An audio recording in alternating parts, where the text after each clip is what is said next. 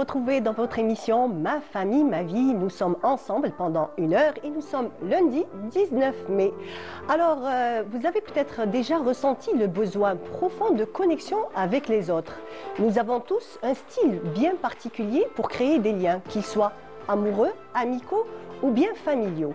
Et bien, ce matin, dans notre émission, nous avons décidé donc de s'intéresser à cette dynamique donc profonde pour tisser des liens. Alors, ces liens-là que nous avons, comme je l'ai dit, qu'ils soient familiaux ou bien amicaux, tout ça influe sur nos relations et surtout sur notre bien-être. C'est de cela que nous allons parler aujourd'hui, puisqu'en psychologie, cela s'appelle les styles d'attachement. Il existe 4 styles d'attachement. Nous allons essayer de découvrir donc la différence qu'il y a entre ces 4 styles d'attachement. Et en fin d'émission, vous allez voir que vous allez voir autrement donc toutes les personnes qui vous entourent et surtout pourquoi est-ce que ces personnes sont comme ils sont. Vous allez voir que tout dépend de nous et que nous attirons à nous ce que nous dégageons. Voilà, ça va être donc débattu plus en profondeur tout à l'heure donc avec notre invité qui est psychologue et qui sera là dans la deuxième partie d'émission. Quant à notre première partie, j'ai le plaisir de recevoir, comme à l'accoutumée, Lina Deramchi. Lina Deramchi, bonjour. Bonjour Mariam. Comment vas-tu? Très bien, et toi? Alhamdoulilah. Nous allons toujours parler d'émotionnel. Tout à fait. Mais aujourd'hui, c'est la fin. Exactement, c'est l'assiette. Voilà, c'est l'assiette. Mais vous allez voir, ce n'est pas l'assiette dans laquelle on mange, mais c'est notre besoin, n'est-ce pas Lina? Et ça, bien entendu, tout de suite, juste après le jingle.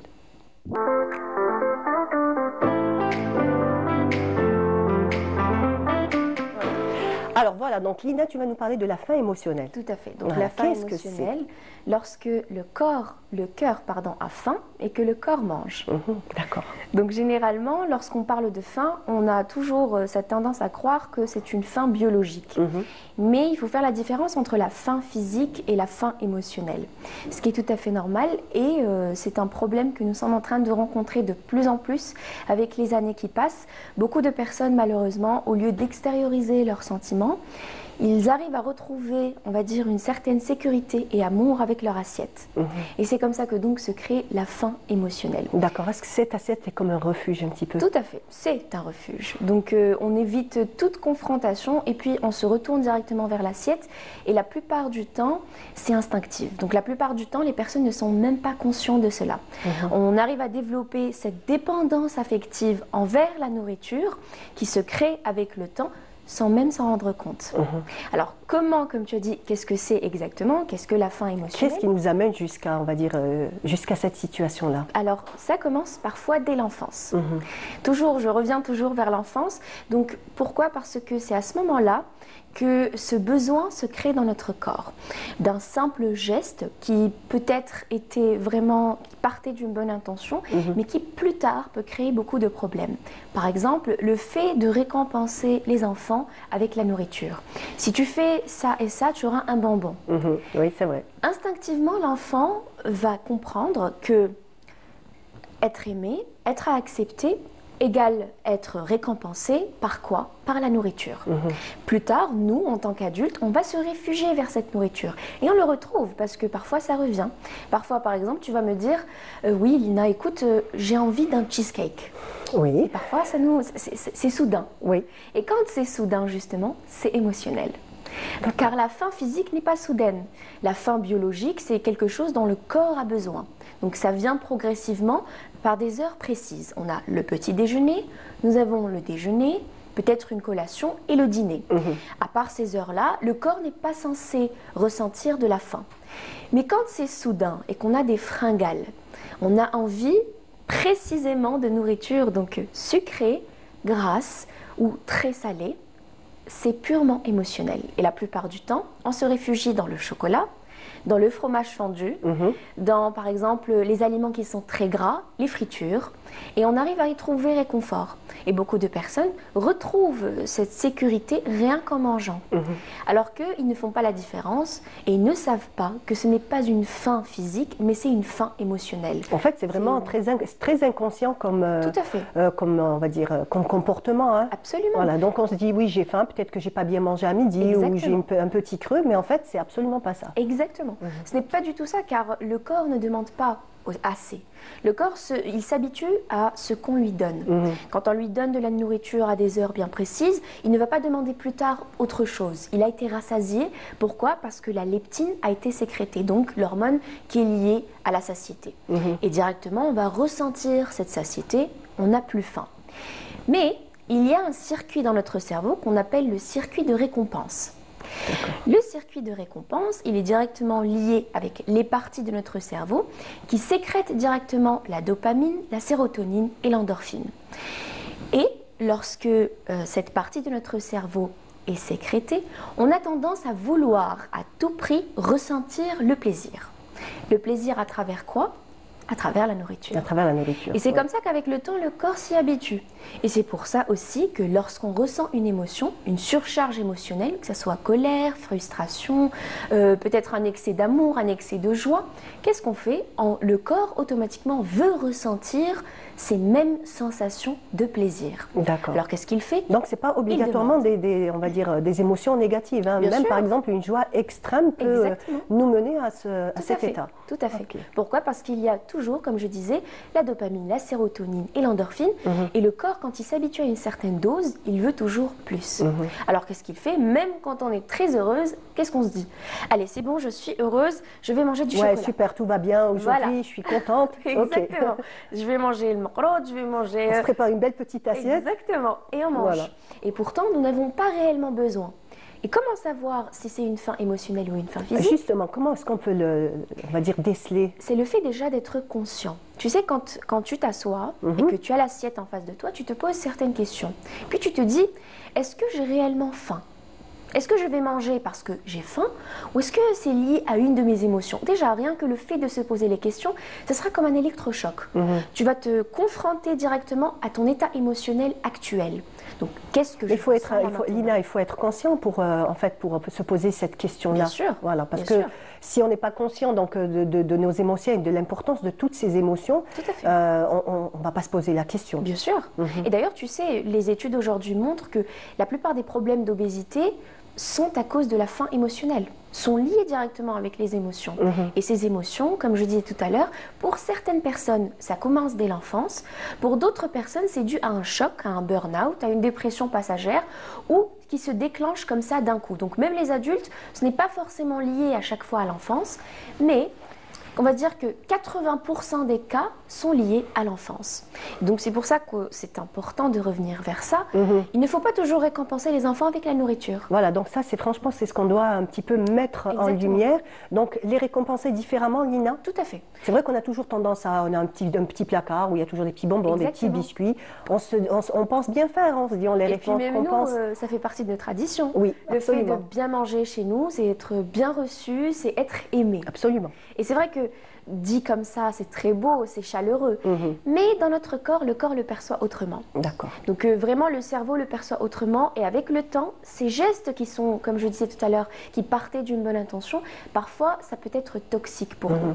Parce que le fait de s'habituer à ça, à se réfugier directement vers la nourriture, ça peut porter préjudice plus tard parce qu'au final, même en étant adulte, lorsqu'on aura n'importe quelle émotion, qu'elle soit bonne ou mauvaise, on ira directement se récompenser avec la nourriture. Et inconsciemment en plus. Surtout ça, c'est surtout ça qu'il faut mettre en lumière, c'est que ça va être inconscient, on ne saura pas. Purement inconscient. Donc vraiment, si on ne se rend pas compte, et d'ailleurs même la plupart des cas, généralement quand on discute, même les personnes qui sont plus tard devenues obèses, qui ont eu des problèmes d'obésité, lorsqu'on leur posait la question, ils disaient qu'on ne se rendait pas compte en fait du moment où l'on mangeait et on n'apprécie absolument pas ce qu'on mangeait. On mangeait pour manger. Et il y a beaucoup de personnes comme ça. Ils mangent, ils ne savent pas réellement ce qu'ils mangent, ils ne prennent pas conscience, ils n'apprécient même pas. Ils mangent justement pour ressentir cette sensation de plaisir et une fois terminé, ils se sentent bien, ils se sentent en sécurité. Et ça, ce n'est pas tout à fait normal. Le fait de chaque fois ressentir ce besoin excessif d'aller se réfugier dans la nourriture, c'est pas normal. C'est à ce moment-là qu'il faut commencer à se poser des questions. Et généralement, les questions viennent. Voilà, donc trouver refuge dans la nourriture, il faut en fait se poser des questions. Exactement. Parce qu'on peut trouver refuge dans n'importe quelle chose. Et la plupart du temps, ce qu'on dit, c'est qu'il faut aller vers la nature, toujours. Tout ce qui est, on va dire, sport, marche, se réfugier dans la nature, donc aller faire un tour, et puis surtout, encore plus important que ça, se poser les questions. Donc ce refuge, Lina, il peut être dans la nourriture comme il peut être aussi dans des addictions. C'est très bien qu'on peut rapidement basculer vers des addictions qui pourraient nous procurer ce plaisir-là. Exactement. Et tu sais, c'est intimement lié. C'est intimement lié parce que le cerveau ne fait pas la différence de ce qu'on mange ou ce qu'on ingurgite. Vraiment, c'est juste, comme j'ai dit, c'est ce système de récompense, ce circuit de récompense dans notre cerveau qui s'active directement et qui crée ce besoin à chaque fois de le nourrir. Donc c'est notre cerveau qui demande cela. Puis plus tard, le corps exécute et quand on n'est pas conscient, on suit seulement nos envies. Et généralement, ces envies ne sont pas physiques, mais elles sont émotionnelles. C'est pour ça que la plupart des médecines, notamment la médecine traditionnelle chinoise et la médecine traditionnelle indienne, ont essayé de nous apporter des solutions. Notamment, par exemple, aux addictions, comme tu as dit, qu'on retrouve dans la nourriture. Donc là, je vais vraiment parler des addictions au sucre. Tout ce qui est Coca-Cola, chocolat. Donc, on sait très bien que le sucre est addictif. Oui. Alors, oui, comme on l'a dit, donc, entre toutes ces boissons gazeuses, tout à fait. Nous avons aussi donc, tous ces petits biscuits. Donc, il y a des marques, on va dire, de toutes sortes. Comme on dit, franchement, on peut tomber rapidement dans ce piège. Très rapidement. Surtout lorsqu'on colle cela à une émotion, on se dit, allez, aujourd'hui, je ne suis pas bien. Tout ce dont j'ai besoin, c'est d'un carré de chocolat. Puis le carré devient... Un carré, ça devient une tablette. Exactement. J'allais dire une bonne tablette de chocolat. Tu vois? Et c'est instinctif. C'est instinctif, pourquoi? Parce qu'on a cette impression que, bon, allez, je mérite. Je mérite ce petit encas, je mérite cette petite pause, je mérite cette nourriture. Et puis finalement, avec le temps, ça devient répétitif. Et ça finit par devenir un cercle vicieux, un cercle toxique pour le corps. En fait, après, au bout d'un moment, ça devient un besoin pratiquement. Oui, c'est un besoin. Tu sais, beaucoup de personnes, malheureusement, arrivent à ce point-là, à ce niveau où ça devient un besoin. Et s'ils ne mangent pas, ils se mettent dans tous les états. Et on le ressent. Et c'est plus tard, ces états-là deviennent physiologiques. Donc ça veut dire que d'un état purement émotionnel, le corps se met ensuite à émettre des signaux. Car le plus grand signal déjà, c'était cette faim émotionnelle. Plus tard, ça se développe. On aura par exemple des tremblements. Le corps va se mettre à trembler parce qu'il a un manque. Plus tard, ça peut même aller vers des crises d'épilepsie. Donc vraiment, la personne peut se mettre dans tous ces états et ça peut être purement physiologique. Donc ça ne sera pas un abus où la personne est en train d'abuser parce qu'elle a faim. Non, non, non. Le corps, plus tard, va vouloir sa dose. Il va avoir ce besoin. Donc il va le réclamer de différentes manières. Exactement. Donc c'est pour ça que la prise de conscience reste quand même très importante. Et comme j'ai dit, je vais revenir sur ça. C'est la médecine traditionnelle indienne et chinoise nous ont donné des solutions. Notamment, par exemple, un exemple très très simple. Ils nous ont dit de remplacer... Ça, c'est des solutions, hein, n'est-ce pas? Allez, d'accord. Les solutions qui sont d'ailleurs très importantes. Et vous allez voir que ça va beaucoup, beaucoup vous aider. Par exemple, ils nous ont dit que quand on a ce besoin émotionnel, manger les aliments chauds, ça nous procurait cette sensation de sécurité. Ils ont un plat traditionnel, qui est d'ailleurs très très facile à faire. C'est à base de riz basmati et à base donc la sauce au curry. Et le fait de manger ça avec un peu de poulet, très chaud, ça nous permettait de ressentir cette sensation de satiété, mais aussi cette sensation de sécurité. Pas que, ils sont allés plus loin et ils ont dit que parfois, le fait de manger les plats traditionnels, donc notamment charba et tout ce qui s'ensuit. Un bon couscous aussi. Exactement. Donc les plats qui sont bien chauds, ça nous permettait de ressentir cette chaleur émotionnelle dont on a besoin. Parce que quand on va se réfugier dans la nourriture, c'est généralement parce qu'on a peur de dire ce qu'on ressent, parce qu'on a peur de ne pas être accepté ou parce qu'on a peur de ne pas être écouté. Alors on se dit, mon assiette, c'est mon refuge, je suis comprise par mon assiette et ça me convient. Quand je mange, je suis bien, c'est parfait. Ça me donne la satisfaction que je recherche. Exactement. Et que je n'arrive pas à trouver ailleurs. Tout à fait. Et c'est pour ça qu'on se réfugie dans l'assiette. À part ça, nous avons aussi par exemple comment remplacer les fringales de sucre. On a tout ce qui est pudding de graines de chia, de graines par exemple de lin ou de flocons d'avoine. Avec du miel, ça c'est très très très bon pour la santé, mais aussi c'est très rassasiant. Le fait de manger, donc de mettre par exemple une cuillère de flocons d'avoine, une cuillère de graines de chia, un peu de graines de lin, et de mettre soit du lait ou même un yaourt nature, ou même un yaourt aromatisé, il n'y a pas de problème avec cela. On va voir que les graines vont gonfler, ça va créer un pudding et c'est très très très rassasiant. Donc ça va caler l'estomac et enlever cette sensation de faim. Et puis même la texture de la nourriture est très importante quand c'est une faim émotionnelle. C'est vrai. Donc le fait de manger ce pudding, ça va nous rassasier rapidement et puis ça va nous donner cette sensation de bien-être, cette sensation voilà, qu'on est bien, qu'on est comprise et puis qu'on se sent surtout bien. Le fait de remplacer également le chocolat par les dattes. Absolument. Alors ça aussi. On voit beaucoup de recettes maintenant qui sont faites à base de dattes. Hein. Exactement. Et les dattes, on ne s'en rend pas compte, mais ils nous donnent également la même sensation que le chocolat.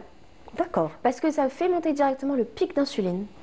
Et on a cette sensation directement de satiété, la dopamine qui se sécrète, on est heureux, on est bien dans notre corps. Sans compter, on a consommé du bon sucre. Hein. Ce n'est pas du sucre raffiné, transformé. Tout à fait. Donc voilà pourquoi... Sans compter toutes les vitamines que contient les dattes. Exactement. Et surtout ça. C'est pour ça aussi que ça va être très bénéfique pour nous. C'est parce qu'à force d'en manger, on va voir les bénéfices de ces dattes et on va ressentir la même sensation que lorsqu'on mange un chocolat. Et puis plus tard, on sera beaucoup plus à l'aise avec les aliments sains qu'avec les aliments transformés. Et c'est ça qu'il faut briser. Il faut briser cette glace, c'est cette barrière qu'il y a entre les aliments ultra transformés et les aliments qui sont sains. Donc... comme je t'ai dit, généralement, le problème, c'est ça. C'est le fait de vouloir ressentir certains plaisirs dans la nourriture, mais parfois, ce n'est pas la bonne solution à faire. Parfois, il faudrait mieux se réfugier vers ses propres émotions, se confronter surtout, se poser les bonnes questions. Donc, moi, vraiment, c'est un conseil que je donne qui m'a beaucoup aidé personnellement, qui aide beaucoup, qui dit qu'il faut vraiment s'asseoir, prendre 10 secondes durant la journée, se poser 2 questions. La première question, c'est qu'est-ce que je ressens aujourd'hui? D'accord, qu'est-ce que je ressens aujourd'hui? Voilà. Comment est-ce que je me sens? Comment est-ce que je me trouve? Se parler.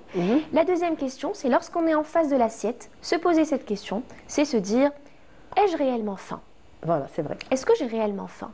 Est-ce que ce que je vais manger là, c'est parce que j'en ai besoin ou parce que j'ai une émotion que je ressens et que cette émotion me dérange ou que je n'ai pas exprimé ce que je ressentais. Parce que quand on ressent l'envie de manger des aliments donc qui sont gras ou sucrés, c'est directement la faim émotionnelle. Mais quand on arrive à manger des aliments sains et donc des légumes et tout. Et des fruits aussi. Exactement. Ça nous procure cette sensation de satiété. Ça veut dire que c'est une faim physique. C'est comme ça qu'on fait la différence. Très bien. Donc privilégier des aliments fins quand on a ces petites fringales. Déjà se poser les 2 questions. Exactement. Voilà. Et essayer donc de privilégier, comme je l'ai dit, toujours fruits et légumes. Surtout en ce moment, c'est la saison des fruits. Tout donc franchement, les étals sont colorés. Exactement. On a le choix. Donc c'est bon déjà pour notre corps, même pour le moral. Ça fait du bien. Voilà, même visuellement. Bon absolument. Très bien. Merci beaucoup, Lida. Merci à toi. Voilà, donc on comprend un peu mieux maintenant donc, cette faim émotionnelle qu'on ne comprend pas toujours. Exactement. Merci beaucoup, Lida. Voilà, donc Lina, tu restes avec nous dans la deuxième partie de notre émission. Donc, on va s'intéresser au style d'attachement. Voilà, donc en relation avec ton sujet de ce matin. Voilà, quant à nous, on se retrouve donc dans quelques instants après ces images dans la deuxième partie de notre émission.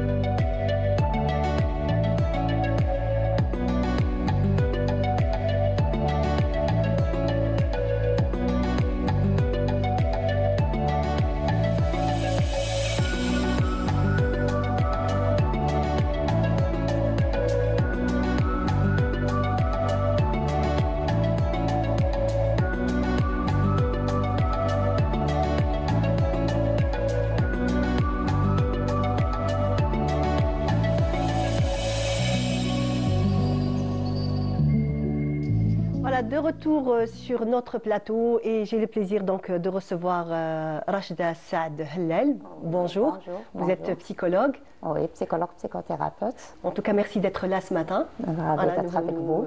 Nous allons aborder un sujet très important ce matin, donc qui sont les, comme je l'ai dit, donc les styles d'attachement. Nous allons essayer de comprendre ces 4 styles d'attachement et en même temps, donc chers téléspectateurs, bien entendu, vous pouvez nous appeler au 021 23 98 91. Voilà, donc vous pouvez nous appeler, nous sommes là. Donc si vous avez des questions ou peut-être même des témoignages, ils sont les bienvenus. Donc voilà, la première question que je voudrais, bien entendu, il va falloir poser le décor. Il faudrait déjà qu'on comprenne qu'est-ce qu'exactement les styles d'attachement. C'est quoi? Oui, avant de donner une description des styles d'attachement, il faut comprendre c'est quoi l'attachement. Pour donner une description de l'attachement, on peut dire que c'est ce lien affectif et émotionnel que l'enfant tisse dès sa première enfance avec les figures parentaux ou bien les figures d'attachement qui sont souvent, bien sûr, les parents. Et ces expériences, et c'est grâce à ces expériences répétées et tout, que l'enfant peut, comment dirais-je, que l'enfant peut construire un sentiment de sécurité et une capacité à gérer ses émotions.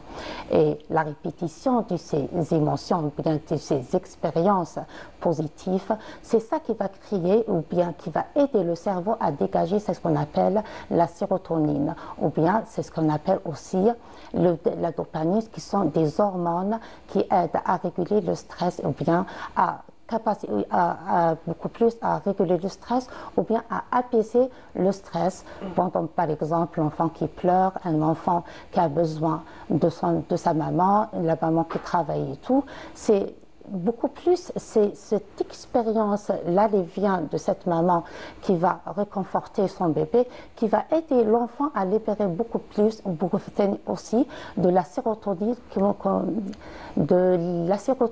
sérotonine et de la dopamine qui va épicer beaucoup plus le stress.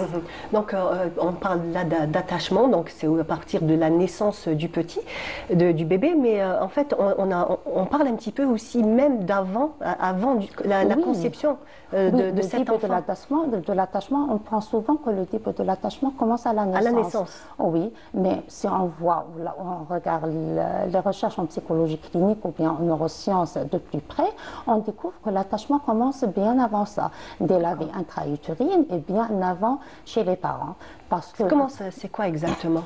Par exemple, que les parents, avant même la grossesse, commencent à construire ces fantasmes et ces représentations pour préparer de leur futur bébé. Ces représentations vont préparer le climat relationnel dont l'enfant va être appuyé ou bien dont l'enfant va être élevé. Et concernant le bébé, c'est pendant la grossesse, dès le 4e mois. Le 4e mois ici, le fœtus va commencer à entendre la voix de sa mère, va commencer à percevoir des vibrations de son corps, va aussi va ressentir l'état émotionnel qui va traverser le placenta à travers les hormones et tout. Le bébé ici va commencer à tisser ces liens d'attachement. Et c'est ça qui va beaucoup plus consolider voilà, l'idée ou bien préparer le climat sain de l'attachement après la grossesse. Mais les styles, les styles d'attachement commencent à la naissance.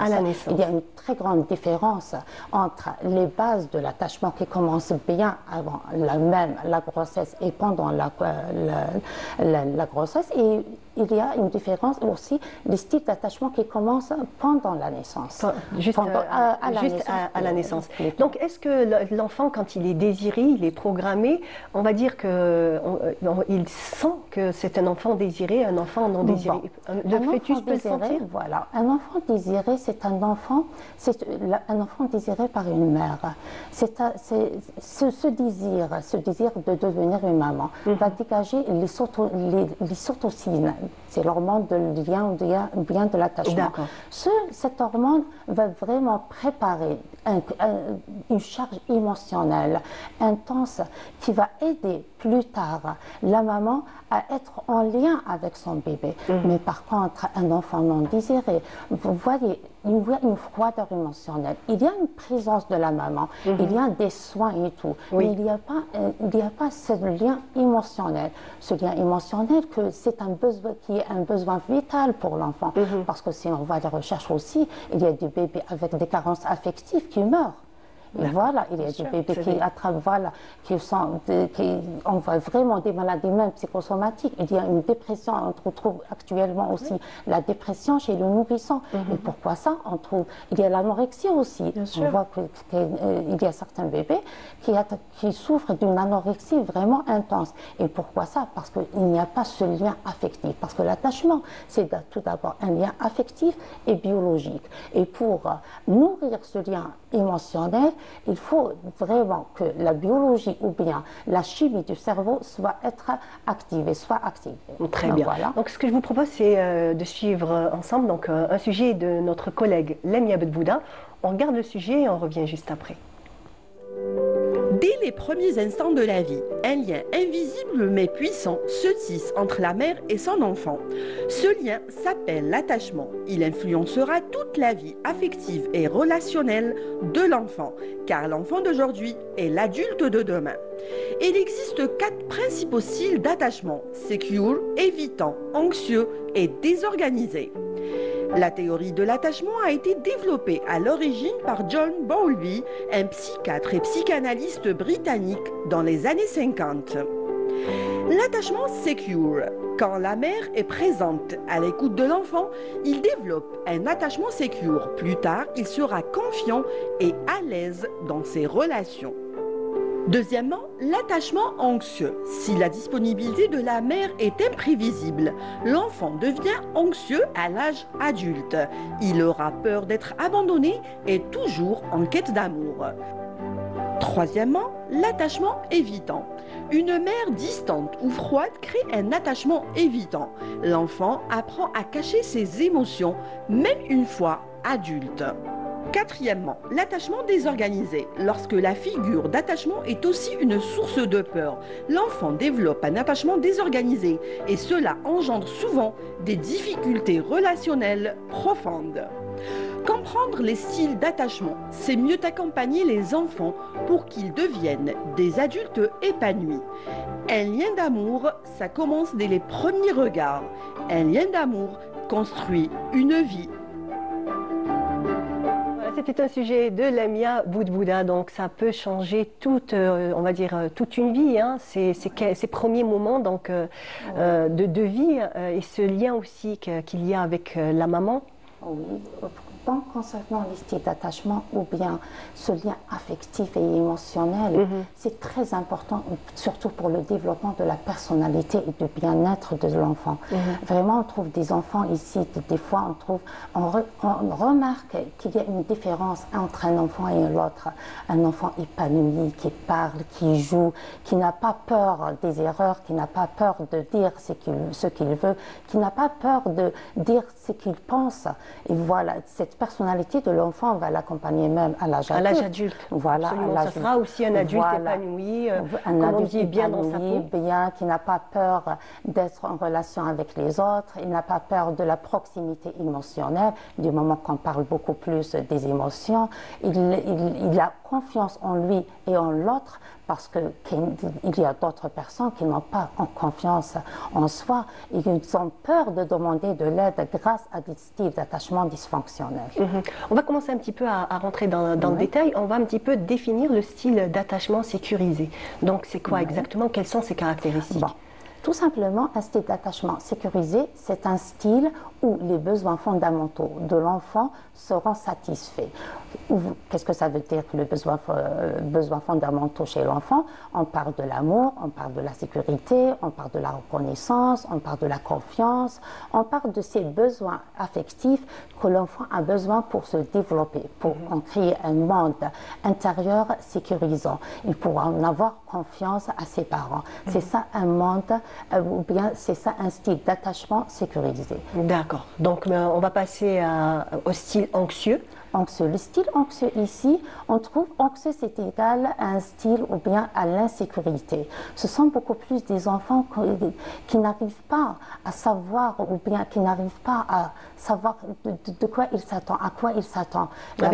Envers les parents, donc on parle bien de maman d'abord et papa aussi. La maman, des fois, elle est là, elle est comment dire, elle est aimante, elle s'occupe de lui, elle l'encourage et tout, et d'un seul coup, elle n'est plus là. Et pour quelle raison? Il n'arrive pas à comprendre.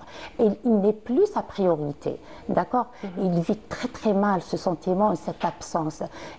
C'est très déstabilisant pour un enfant. C'est très déstabilisant, bien sûr. En plus de ça, il ne va pas avoir confiance à sa mère plus tard. Elle est là, elle n'est pas là. Après ça, il va développer des schémas.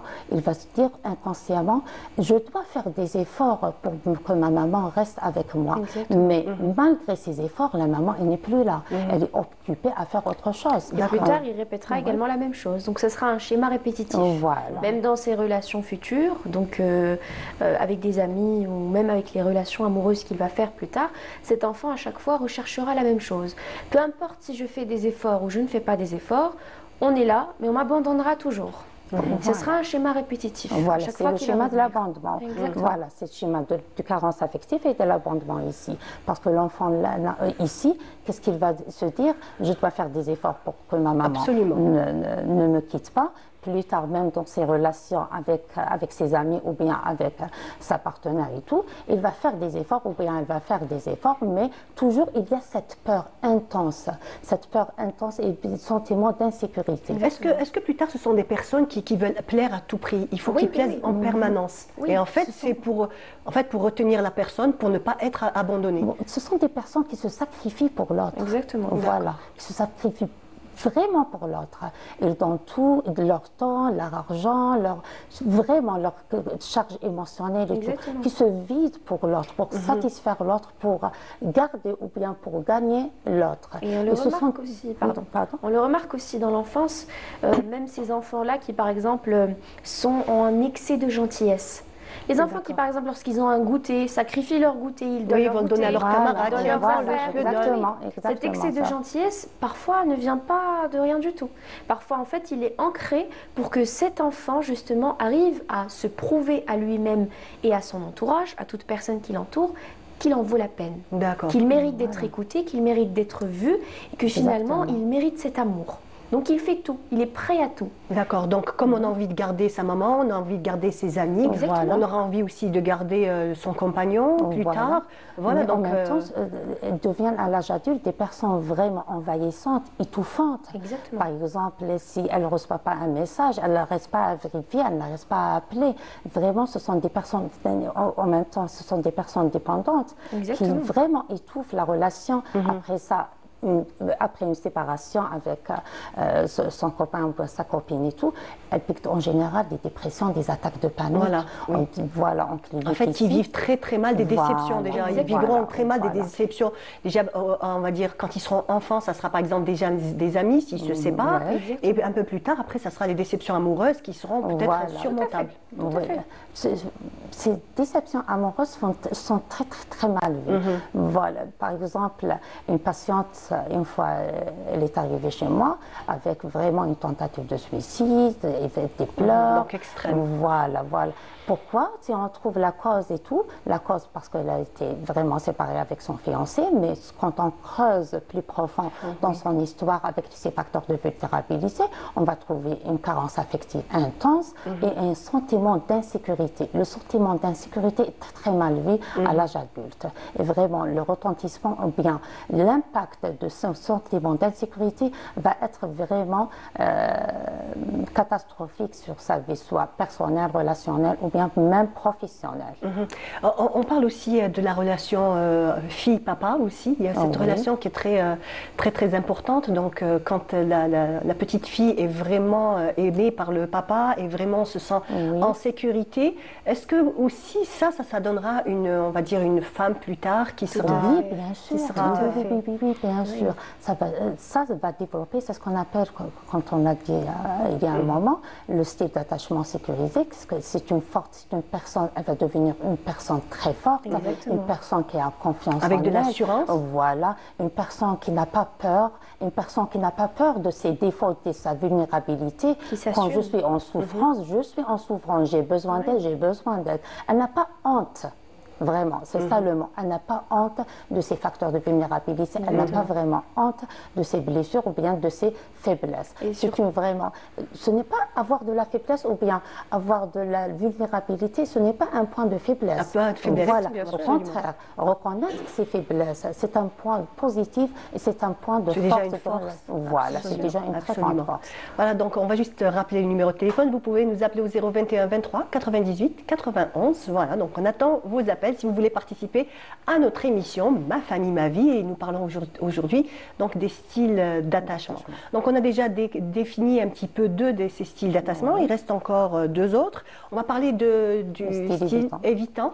C'est quoi exactement? Ça se caractérise par quoi? C'est un style qui se construit quand l'enfant apprend très tôt que demander ou bien exprimer ses besoins ou bien ses émotions ne sert à rien. Parce que ici, l'enfant, le vécu émotionnel ou bien ses expériences émotionnelles ont beaucoup de valeur à ses yeux. Mais quand ils sont très mal pris ou bien quand ils sont très mal gérés par les parents, il va faire un blocage émotionnel ici. Et même, il va se dire, il va construire des schémas de pensée d'une sorte que définir ou bien exprimer mes sentiments va vraiment peut-être va m'humilier peut-être ou bien va rejeter les gens ou bien je vais être rejeté à cause de la description ou bien de l'expression de mes désirs ou bien de mes sentiments ici. Mais ici, la personne ou bien l'enfant plus tard va devenir méfiante. Elle va apprendre à se compter sur elle-même. À l'âge adulte, on trouve que ce sont des personnes qui réussissent très bien dans la vie professionnelle. Voilà, qui réussissent très bien. Mais dans la vie relationnelle, amicale, amoureuse, on trouve vraiment des problèmes. Voilà, des échecs. C'est pour ça, oui, des fois, on rencontre des personnes, on va dire... À cause de ce schéma. D'accord, très sympathiques, on va dire très facile à vivre et tout, mais après, comme vous le dites... Ne parlent jamais de leurs ressentis.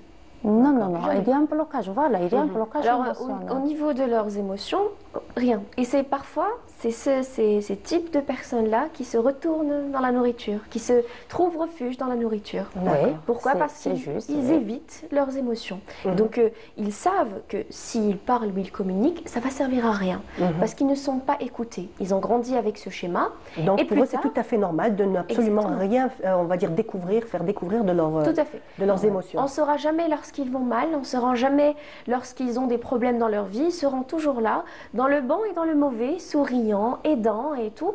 Et dans leur vie professionnelle, comme elle a dit, ils vont réussir. Mais donc, c'est des gens impassibles. Exactement. Voilà. Ce sont des gens qui réussissent très bien dans la vie professionnelle. Dans la vie amicale ou bien relationnelle, interpersonnelle, on trouve qu'ils sont toujours distants. Ils ont peu d'amis, méfiants. Ils n'arrivent pas à faire confiance. Ils ne se confient pas. Ils ne demandent pas de l'aide. Parce que demander de l'aide pour eux, ça va les humilier. Exactement. Alors, ils ne demandent pas de l'aide. Il faut compter sur eux-mêmes. Exactement. Voilà, c'est la raison pour laquelle aussi, ils réussissent très bien dans les études. On les trouve aussi perfectionnistes, opérationnels. 1 plus 2 égale 3. Il n'y a pas autre chose dans leur vie à part ça. Même qu'ils font des familles avec leurs enfants, ou bien avec leur épouse et tout, ou bien avec leur mari, on les retrouve vraiment focalisés sur leur travail. Ils ont vraiment une qualité de vie magnifique, mais sur le plan émotionnel, il y a vraiment une froideur immense et terrible. J'imagine que ça doit être très compliqué aussi dans un couple, hein, que ce soit une femme ou un homme qui ait il y a beaucoup de trahison de toute façon. Il y a beaucoup de trahison dans le couple. Si la femme ou bien l'homme a ce style d'attachement, vraiment parce qu'elle n'arrive pas à nourrir ou bien à alimenter ou bien à tisser un lien d'attachement ou bien ce lien affectif avec le mari ou bien avec l'épouse, elle n'arrive pas à satisfaire les besoins ou bien... Et là, la phrase qui dit on ne peut pas donner ce qu'on n'a pas, on n'a pas reçu ou qu'on n'a pas, Exactement. on va dire, prend toute sa valeur. Tout à fait. Voilà. Donc en fait, ça va être déjà une barrière pour le couple, pour l'épouse ou l'époux, et même pour les enfants, j'imagine qu'ils auront la même attitude, même envers, envers les enfants. Donc le schéma va se reproduire. Va se répéter, va avoir un impact vraiment négatif sur la qualité de vie ou bien du bien-être de la famille en général, du système familial. Et là, on tombera dans la fin émotionnelle, n'est-ce pas? Exactement, tout à fait. Voilà. Donc encore donc le dernier qui est le style désorganisé, le plus complexe. Le plus complexe, vraiment, de tous les styles d'attachement. Là, la personne va être balancée entre je t'aime, je t'adore, je veux être avec toi, mais j'ai très très peur d'être laissée, d'être blessée. Je t'aime, mais j'ai peur de toi. Ce style d'attachement se construit dès la petite enfance, ou bien où la maman ou bien les parents prennent soin de leur enfant, mais en retour sont impulsifs. Le moindre ici, de faute ou bien geste, ou bien quand ils sont mal à l'aise. Si le bébé pleure, il y a des cris. Si le bébé, ou bien si l'enfant fait une faute ou bien une bêtise, il y a directement une punition. Il n'y a pas de la communication, il n'y a pas de l'écoute, il n'y a pas l'empathie, il n'y a pas de la bienveillance. Je t'adore. Ici, on trouve que la source, ou bien la figure d'attachement, la source d'amour, la source de sécurité est lui-même, la source de l'insécurité, du mal-être, de la peur et tout. Et c'est ce style d'attachement qui est la cause de pas mal de troubles psychologiques, comme la personnalité borderline à titre d'exemple, ou bien la personnalité narcissique. On trouve ce style d'attachement présent avec force. Voilà, on parle de gaslighting aussi, le gaslighting, ce qui est alors, en fait, où, comme vous l'avez dit, donc un jour c'est l'amour fou, c'est l'attention, même dans les relations amoureuses. Aujourd'hui, je suis bien avec toi. C'est un style de manipulation. Des fois, on mélange un narcissique avec une blessure bien vraiment profonde, précoce. Et des fois, le narcissique, c'est un peu je t'aime, je suis bien avec toi et tout. Le lendemain, par idée ou bien par intention de manipulation, je ne suis plus là. Mais une personne qui souffre d'un style d'attachement désorganisé, non, ce n'est pas ça. Parce qu'elle en souffre. Elle en souffre et elle en fait souffrir les autres avec elle. C'est ça le style d'attachement. C'est des gens qui sont très exigeants? Oui. Oui, ce sont des personnes qui demandent beaucoup de règles. Ce sont des personnes, il faut être comme ça. Si tu n'es pas être comme ça, je ne peux pas être avec toi. Rester toujours alors, la partenaire ici ou bien le partenaire va faire vraiment des efforts pour être avec cette personne. Ou, en même temps, ce sont des personnes vraiment aimées. Parce qu'elles donnent beaucoup d'émotions. Dans la phase où je t'adore, je suis avec toi, elles donnent beaucoup d'émotions, de réconfort et tout. Mais la disparition ou bien la distance, le retrait de cette personne va créer un malaise pour le partenaire ici. Alors qu'est-ce qu'il va faire? Il va faire le partenaire des efforts. C'est la raison pour laquelle on mélange entre la personnalité narcissique manipulatrice et le borderline, c'est ça? La personnalité narcissique et la personne qui souffre vraiment d'un style d'attachement qui est en souffrance psychologique. D'accord? On mélange un petit peu des fois avec ces deux types. Et vous, en tant que psychologue, vous arrivez un petit peu, on va dire, à différencier après avoir fait pas mal d'entretiens diagnostiques, de poser des questions, des processus vraiment. Donc, à première vue, on n'arrive pas un petit peu à distinguer les deux. Il faut creuser. C'est lorsqu'on creuse dans l'enfance qu'on arrive à retrouver. Parce que sinon, comme elle a dit, c'est très ressemblant. À la seule différence qu'un narcissique essaiera toujours de manipuler. Mais que l'autre personne qui a souffert dans son enfance, le but ne sera pas de manipuler. Le but, c'est vraiment d'extérioriser cette souffrance qu'elle ressent. Et quand elle extériorise cette souffrance et cette peur, cette crainte, généralement, on a cette impression que cette personne souffle le chaud et le froid. C'est pour ça qu'on trouve que certaines personnes, aujourd'hui, la personne est bien, elle est aimante, elle nous montre ses émotions, et puis elle est très proche. Puis demain, d'un coup, sans aucune raison, cette personne se retire. Sans pour autant vouloir nous faire du mal, mais vraiment elle se retire et elle est dans son coin en train de souffrir et parfois elle nous fait ressentir cette souffrance, ces émotions qu'elle ressent. Et comme elle a dit, parfois, généralement, le partenaire a beaucoup de mal à s'adapter à cela, car il y a beaucoup de règles, beaucoup d'interdits également. La personne peut percevoir toute chose qui lui arrive comme étant, par exemple, une tentative, donc on va dire que l'autre personne essaye de la faire souffrir. Et elle aura toujours cette crainte, ce manque de confiance qui va se créer à chaque fois et qui sera toujours présent. Et c'est ce qui fait la différence entre quelqu'un qui est narcissique et donc qui veut manipuler et une autre personne qui au contraire en souffre réellement. Donc quand on a eu on va dire ces problèmes d'attachement quand on était en étant enfant, est-ce que systématiquement on va aller, par exemple, certaines personnes vont aller plus vers des personnes narcissiques, en fait ils auront toujours des espèces de besoins un petit peu à combler et peut-être qu'ils referont toujours, ça sera des schémas répétitifs, on choisira toujours dans notre entourage des personnes qui ont un peu le même profil. Oui, exactement. Par exemple, une personne qui en souffre d'un style d'attachement anxieux cherche toujours une personne qui va la quitter. Exactement.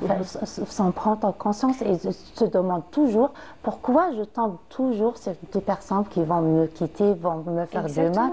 Et c'est ce besoin inconscient, parce que ici, les schémas de pensée inadaptatifs ou bien précoces ici vont toujours vont vraiment attirer des personnes avec des schémas ou bien avec des profils qui alimentent ces schémas. Absolument. Parce que ce schéma va faire son empreinte dans le système nerveux et ce ressenti et cet émotionnel va orienter en quelque sorte nos choix des partenaires ou bien nos choix relationnels avec le temps. C'est surtout pour ressentir également le fait d'avoir raison, se dire qu'au final, j'avais raison.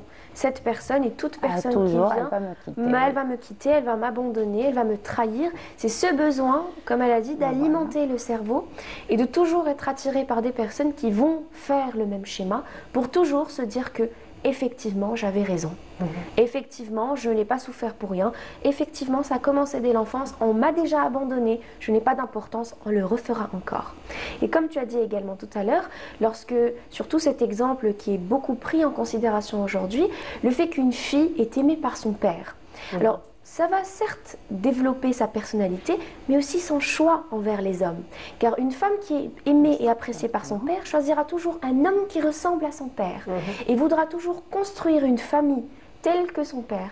Au contraire que une femme ou une fille qui a grandi avec un père qui n'était pas très proche ou aimant.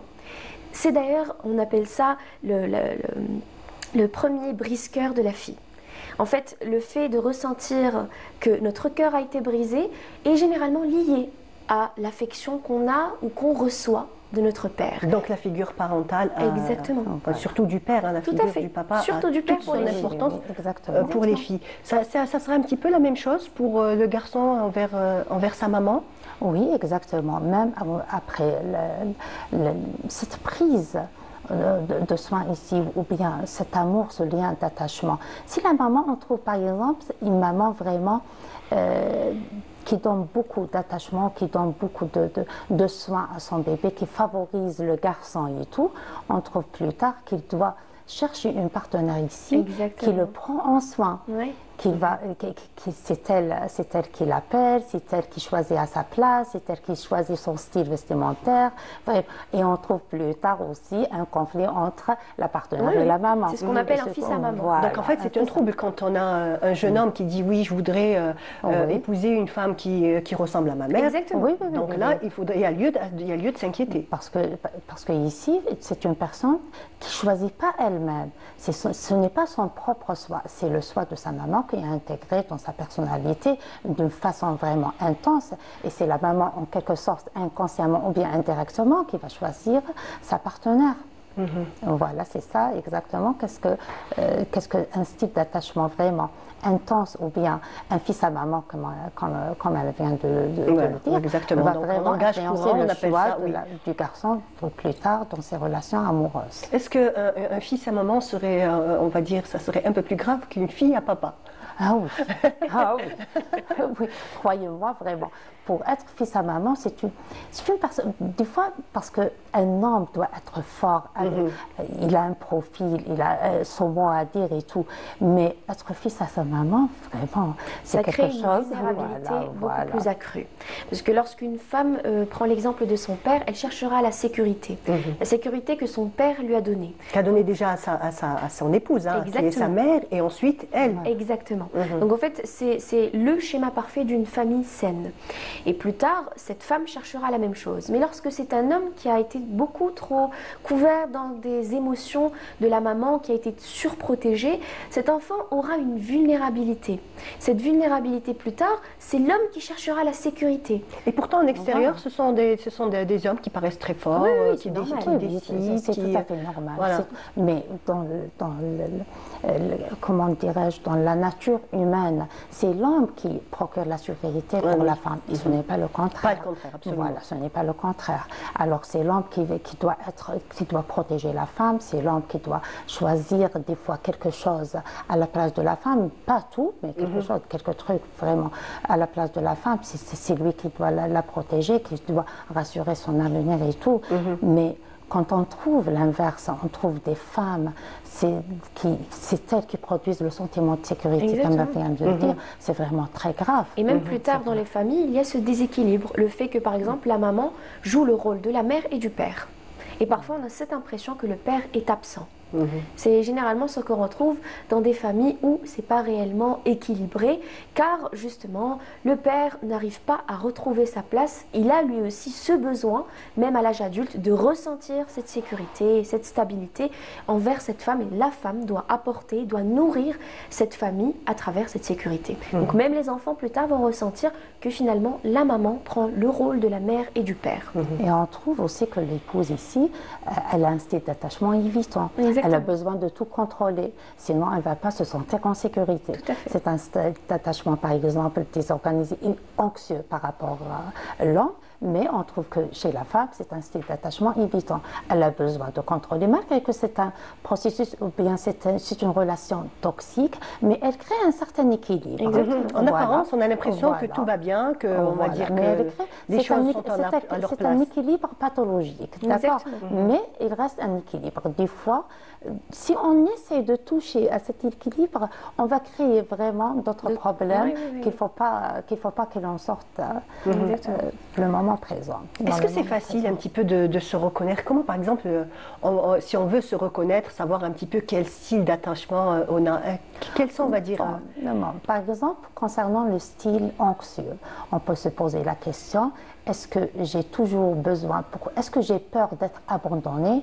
Pourquoi ai-je toujours besoin de l'autre? Pourquoi ai-je peut-être, par exemple, est-ce que j'ai très peur d'être rejetée, j'ai très peur d'être abandonnée? Pourquoi j'ai peur d'être abandonnée dans une situation où je me retrouve blessée et tout? Qu'est-ce que je vais faire? Est-ce que je vais me renfermer? Est-ce que je vais quitter? Est-ce que je vais faire des efforts pour garder cette personne ou non? Alors, concernant le deuxième point, ou bien le style d'attachement, le style évitant ici, on peut se poser la question, est-ce que je suis méfiant par rapport des autres? Est-ce que je me sens à l'aise à la proximité émotionnelle des autres? Est-ce que je peux faire confiance? Est-ce que je peux me confier? Est-ce que je peux demander de l'aide? Ce sont des questions, ce sont des réponses qui vont un petit peu nous diriger vers le style d'attachement évitant. Concernant le style d'attachement désorganisé, qui est le pire des styles d'attachement, on peut tout simplement poser cette question. Est-ce qu'il y a une personne que je veux vraiment être avec elle, en même temps, malgré que cette personne est parfaite, j'ai très peur d'être blessée, j'ai très peur d'être quittée. Cette ambivalence, est-ce qu'elle existe dans une relation avec une personne parfaite ou non? Si elle existe, je suis dans le style d'attachement désorganisé. Si elle n'existe pas, ou bien la personne elle-même, elle est toxique, alors je dois faire attention. Ce sont des questions un petit peu qu'il faut se poser, donc il faut un petit peu faire une introspection. Exactement. La prise de conscience avant toute chose est très importante. Avant même de commencer à se poser des questions et avoir peur de sa réaction, il faut d'abord se dire, est-ce que je suis prête déjà à faire face à ça? Se préparer psychologiquement. Et il faut garder à l'esprit également que même si on a l'un de ces styles d'attachement, ce n'est pas grave. parce qu'il y a beaucoup de manières de régler tout cela, que c'est tout à fait normal. C'est lié à des choses beaucoup plus profondes. Il ne faut pas avoir peur de ce qu'on ressent, peur de ce qu'on a envie d'exprimer ou peur de ce que tout cela veut dire réellement. Donc il faut y faire face et puis il faut ensuite trouver les bonnes solutions. Absolument. Donc c'est un petit peu aussi compliqué parce qu'on connaît que la société algérienne, dans notre société, on ne parle pas trop de nos émotions, de nos ressentis. Ce n'est pas, on va dire, dans des schémas familiaux, mais ça change puisqu'il y a maintenant de nombreux parents qui amènent déjà leurs enfants. Maintenant, c'est devenu, on va dire, absolument normal de dire « Ah oui, donc j'ai amené ma fille voir un psychologue » ou « Mon enfant se fait suivre chez un pédopsychiatre. » Donc, il y a quand même un petit peu, une ouverture. Voilà, la société maintenant, ou bien les parents n'ont pas honte de déclarer que leur enfant, ou bien qu'ils ont du mal, ou bien des difficultés à éduquer leur enfant, ou bien qu'ils ont adopté quelques méthodes éducatives qui ont vraiment résulté des processus ou bien un mal-être chez l'enfant. C'est ça la raison qui a laissé beaucoup plus les parents à consulter chez un psy. Vous, en tant que psychologue, j'imagine que vous avez ce genre de consultation.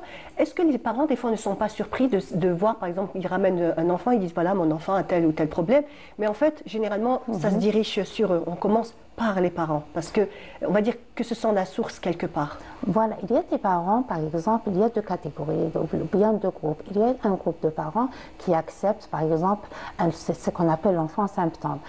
Quand il y a un déséquilibre dans la famille, ou il y a un style d'attachement dysfonctionnel ou bien insécure, ici, alors les parents acceptent la description ou bien l'analyse psychologique que je leur donne et tout. Mais il y a d'autres parents qui n'acceptent pas vraiment et l'enfant reste en souffrance. Les parents qui acceptent la description ou bien l'analyse psychologique ou bien l'interprétation ou bien ils comprennent que leur enfant c'est un enfant symptôme, les symptômes de leur enfant ne sont pas issus d'un déséquilibre intérieur psychologique inné. Par contre, il est acquis parce qu'ils ont du mal ou bien ils ont adopté un mode d'éducation vraiment dysfonctionnel. Je les trouve vraiment, ils s'investissent, ils collaborent avec moi pour aider l'enfant à se stabiliser ou bien après quelques séances, on trouve vraiment, sans travailler avec l'enfant, croyez-moi, qu'on trouve vraiment que l'enfant commence à se calmer, que l'enfant commence à être heureux, parce qu'on les voit vraiment des enfants qui sont tristes, agressifs. On voit des enfants vraiment qui ont de la haine des fois dans leurs yeux, vraiment de l'agressivité, c'est vraiment très malheureux. C'est malheureux surtout chez les enfants. Généralement, c'est des boules de joie, d'amour. Voilà, c'est très malheureux de voir un enfant qui souffre à cause d'un certain style d'attachement. C'est plus malheureux de voir des parents qui n'acceptent pas la vérité et qui ne s'investissent pas pour leur enfant. Ce sont en général des parents qui ont vécu déjà des styles d'attachement évitants et désorganisés. Ce sont des parents eux-mêmes en souffrance. Il faut tout simplement savoir la façon d'en parler avec les parents. Parce que quand une maman vient vous l'expliquer, par exemple, que son style ou son mode d'attachement, son mode d'éducation cause un problème psychologique, un véritable problème psychologique chez son enfant, il faut savoir comment lui transmettre ce message. Parce qu'il ne faut pas créer une blessure vraiment narcissique aussi chez les parents. Il ne faut pas les attaquer ou bien les culpabiliser en quelque sorte. C'est à cause de vous que l'enfant souffre de ce déséquilibre psychologique. Très bien, donc voilà, c'est un petit peu aux parents d'avoir un petit peu cette force, de se faire sa propre introspection, regarder les choses en face, même si elles sont douloureuses. Donc avoir ce courage d'affronter, on va dire d'affronter la réalité. Et finalement, comme on dit, tout n'est pas joué puisqu'on peut sortir de ces schémas-là. Très bien. C'est une très bonne nouvelle. Voilà, merci beaucoup beaucoup, Merci Madame à vous. Rachda Saad Hellel. Merci beaucoup d'avoir participé à notre émission. Et franchement, c'était un sujet passionnant et j'espère que donc, les téléspectateurs comprennent un petit peu mieux donc, leur entourage et les personnes qui les entourent, pourquoi est-ce qu'elles sont comme elles sont. C'est ce que j'ai dit tout à l'heure. Merci beaucoup, Lina. Merci à toi. Merci, c'était un plaisir. Également. Voilà. Merci encore. Merci. Voilà, on arrive à la fin de notre émission. Je vous dis merci beaucoup de nous avoir suivis. On se retrouve donc même heure et même station mercredi.